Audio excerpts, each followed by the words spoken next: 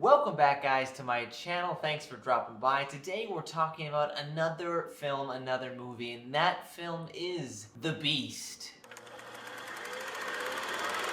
The Beast is directed by Bertrand Bonello. It stars Léa Seydoux and George McKay. This movie is about a young woman played by Léa Seydoux who is living in France in the not too distant future, where AI has essentially taken over and people work empty, meaningless jobs unless they go through this special DNA purification process that allows them to move up in society and maybe just be a little bit more like AI. This film is not an easy one, but it's a fascinating one at that. I personally have some pretty large blind spots in film history, and one of those is David Lynch. I haven't been avoiding his films, but I just haven't gotten to them. However, I think this movie is going to change that just because many have compared this film, at least stylistically, to David Lynch. First and foremost, one must go to this film with an open mind and patience. If you do that, you're likely to have a good time. This film is essentially divided into 3 time periods. I definitely think that the 2 time periods that were more engaging here were the ones that were closer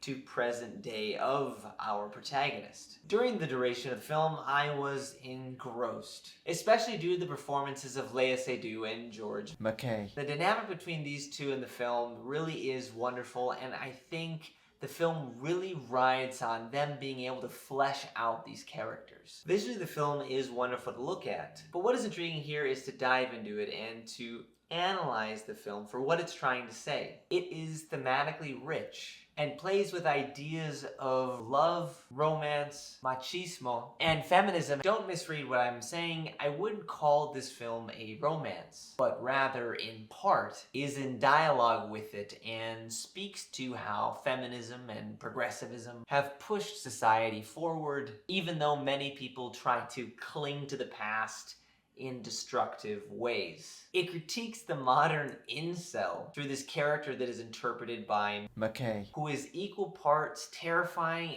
and pathetic, which led the audience that I was with to burst out in laughter because his performance was truly hilarious. Additionally, it manages to wrestle a little bit with AI and the idea of the progress of a society to a point where emotions are no longer valued. They are seen as a barrier to progress, and it comments directly on this by showing us what a cold, empty future would lie ahead if we let go of what makes us human in the first place. The ability to have a romance and feel sad, happy, joyous, nervous, and scared. This film definitely does not serve everything to you on a plate. And honestly, I was not sure what the hell was going on at the beginning and was constantly trying to figure out what was going on as the film went on. There were some creative flares that didn't fully work for me, and at times the pacing was a little bit on the slower side, especially during the first section.